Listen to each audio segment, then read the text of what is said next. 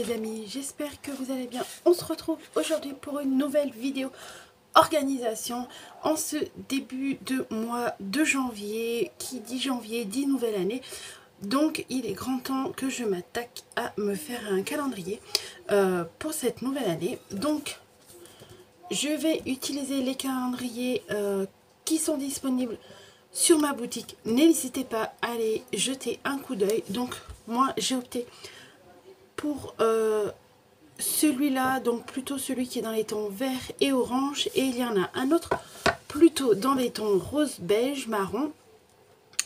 C'est exactement les mêmes designs, j'ai simplement changé les couleurs pour satisfaire un peu tout le monde, j'ai envie de dire.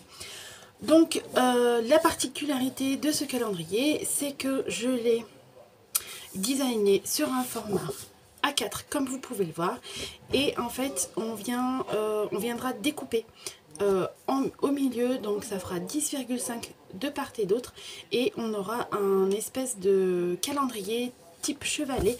C'est pour ça qu'il y a une petite marge en haut pour pouvoir venir faire une reliure. C'est ce que je vais faire avec ma multi mini cinch. Je vais venir poser des anneaux.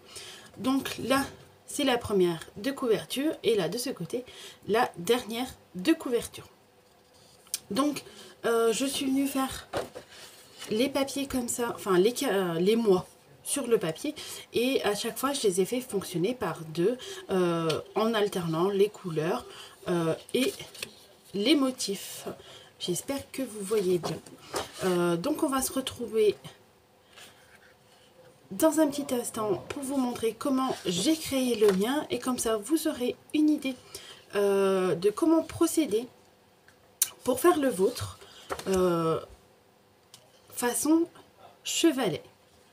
Donc là, alors là je tiens à préciser, sur mon exemplaire à moi, il n'y a pas le petit trait là, c'est une erreur de ma part, mais sur les fichiers que vous achèterez, l'erreur a été corrigée, donc il n'y aura pas cette erreur. Je tiens vraiment à le préciser, parce que justement c'est au moment de l'impression que je me suis aperçue de mon erreur, mais ne vous inquiétez pas, si vous passez commande, il n'y aura pas d'erreur sur votre fichier. Si vous venez à constater n'importe quelle erreur sur n'importe quel fichier, n'hésitez pas à m'envoyer un message, à me contacter. Je répondrai avec grand plaisir, et je trouverai une solution pour répondre à ce problème-là. Donc septembre, octobre et novembre et décembre.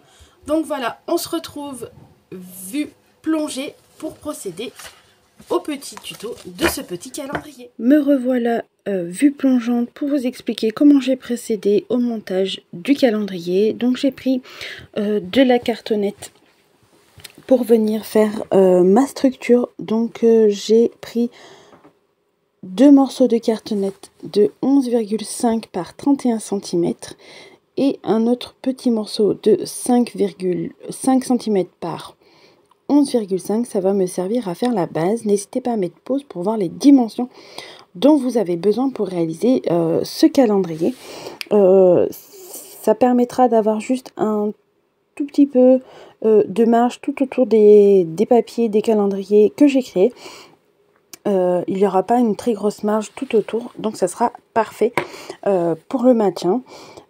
J'ai utilisé, donc comme je vous ai dit, le petit bout de 5 cm. Ça va me servir à faire un petit rabat pour maintenir debout le calendrier. J'ai ensuite procédé à l'impression de mon calendrier, et je suis venue tout simplement découper le papier en deux. Et comme ça on obtient des morceaux de papier de 10,5 cm par 29,7 cm. Et je viendrai, vous allez voir par la suite, tout simplement coller recto verso les mois. Je ne suis pas venue faire de décoration. Je m'attaque à la structure, donc rien de plus simple, c'est un peu comme quand on fait un mini album.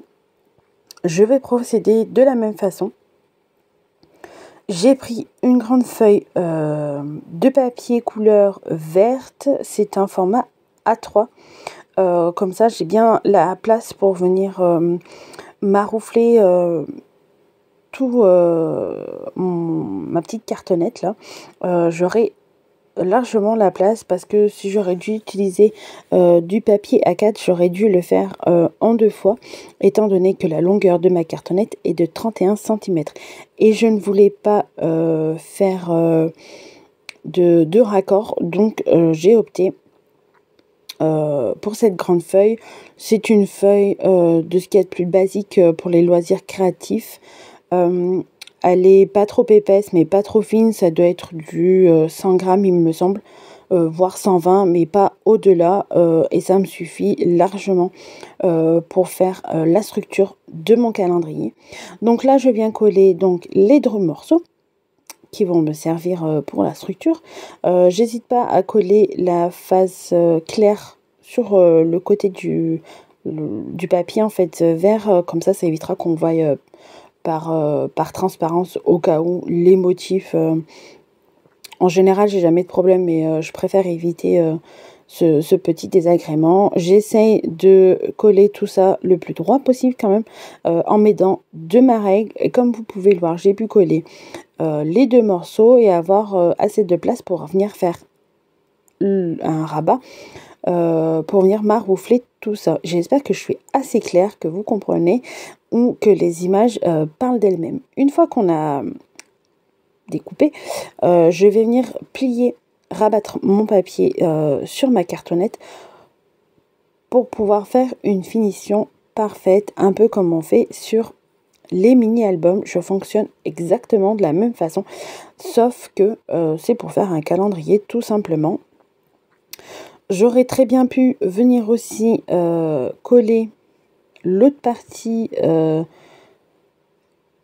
de ma structure à la base, mais j'ai préféré faire comme ça, c'est beaucoup plus simple après pour venir relier, je trouve, qu'une fois tout est relié comme ça, je trouve que c'est beaucoup plus compliqué. Donc là, je mets d'un cutter et d'une règle pour venir découper le plus droit possible et laisser une petite marge au niveau des coins pour éviter qu'on ne voie la cartonnette. J'utilise du scotch double face de chez Craftelier. Il est vraiment tip top celui-là. Donc c'est ce que j'utilise en général pour faire mes couvertures comme ça d'albums ou de structures dont j'ai besoin. C'est beaucoup plus rapide et il colle très très bien, même dans le temps, je n'ai aucun souci en général. On n'hésite pas à bien maroufler avec notre plioir pour bien marquer les plis et pour bien faire adhérer la colle, l'adhésif. C'est très très important. Sinon, on a tendance à pas appuyer très très fort et au bout de quelques temps, ça se décolle. Il faut bien insister de partout, même sur les plis. N'hésitez pas. Donc, je m'y reprends à plusieurs fois pour être sûr et certain que tout soit bien collé. Vous voyez, ça m'a pris très peu de temps à le faire, malgré que j'ai légèrement accéléré la vidéo. Je l'ai accéléré beaucoup moins que d'habitude parce que ça m'a pris très peu de temps à le faire, à le réaliser. Là, j'ai pris une chute de papier pour venir recouvrir tout simplement la base de mon chevalet, car pour faire la première de couverture, j'ai tout simplement utilisé la première page du calendrier, là où il y a écrit 2025, et la page d'à côté me servira pour embellir l'arrière de mon calendrier. Tout simplement, la seule chose qui peut être adapté, j'ai envie de dire, c'est que j'ai laissé un assez grand espace au niveau de la reliure. Il me semble que j'ai dû laisser 2 cm, voire 2 cm et demi, quelque chose comme ça pour faire la reliure, parce que je me suis dit que peut-être certaines personnes voulaient faire les trous peut-être plus au milieu ou selon le type de reliure qu'elles vont utiliser. Là, je vais utiliser une reliure anneau avec la multi-mini cinch, mais on peut très bien le faire avec des disques ou autre chose. C'est pour ça que j'ai laissé une assez grande marge, mais si elle est beaucoup trop grande, vous pouvez très bien la redécouper en partant du bord haut. Et ainsi, vous aurez une marge un peu plus fine si vous le souhaitez. Donc une fois que j'ai fait ma structure, je vais m'attaquer à mon calendrier et en fait je vais venir coller recto verso les pages en alternant. Donc j'ai collé janvier et décembre et ainsi de suite. Donc j'ai collé février et novembre. Comme ça en fait, une fois que j'ai défilé mon calendrier de janvier à juin, je n'ai plus qu'à le retourner et je fais dans le sens inverse de juillet à décembre. J'espère que j'ai été assez claire et que vous me comprenez dans les explications parce que ce n'est pas très facile à expliquer. Donc une fois que j'ai bien vérifié que toutes mes pages se coordonnent, que les mois sont dans l'ordre, je vais procéder à coller. Mais là, je ne vais pas utiliser du scotch double face. Je me connais, je sais qu'une fois sur deux, je me loupe, c'est pas droit. Et une fois que le double face, il a pris c'est niette, on peut pas venir redécoller. Donc, j'ai préféré prendre ma colle liquide scotch et venir coller tout ça à la colle. Et là, je vous ai montré, j'ai fait janvier, décembre et je vais passer aux autres pages tout simplement. Et comme ça, ça fonctionne très bien. Au final, je n'ai que 6 pages sur mon calendrier. Simple et efficace, j'ai envie de dire. Donc là, je vais vous montrer que je vais me mettre sur le repère de ma cinch à 10,5 en fait, la largeur de ma page, tout simplement, pour venir centrer les poinçons dont j'ai besoin. Donc ça m'en a fait toute la longueur de la cartouche. Donc 2, 4, 6, j'ai, comme vous pouvez voir, 6 trous. Et j'ai répété ça sur toutes mes pages. Là, je vais venir changer le masking tape de place. Je vais le placer sur 11,5. J'espère que vous voyez bien, en fait. Car c'est la largeur de ma structure. Tout simplement, comme ça, je suis sûre que les trous que je vais créer dans ma couverture sont à la même place que ceux que j'ai créés sur mes pages. J'ai fait des tests avant pour être sûre, vérifier sur des papiers de brouillon que c'était bien comme ça que ça fonctionnait. Et oui, c'est bien comme ça que ça fonctionne. Au début, je voulais fonctionner avec la petite réglette et les petites lettres, mais je trouvais pas les bons réglages. Donc, je me suis fiée à mon instinct et j'ai fait ainsi.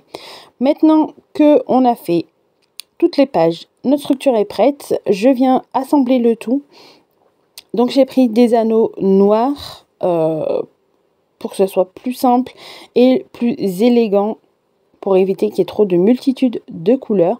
Et vous voyez, j'ai serré les anneaux et mon calendrier pour l'année 2025 est terminé et il tient debout. C'est pas facile à montrer à la caméra, donc restez bien jusqu'à la fin de la vidéo pour voir tout en détail. J'espère que ça vous aura plu. N'hésitez pas à liker, à commenter et à partager. Et je vous dis à bientôt pour une nouvelle vidéo. Bye bye!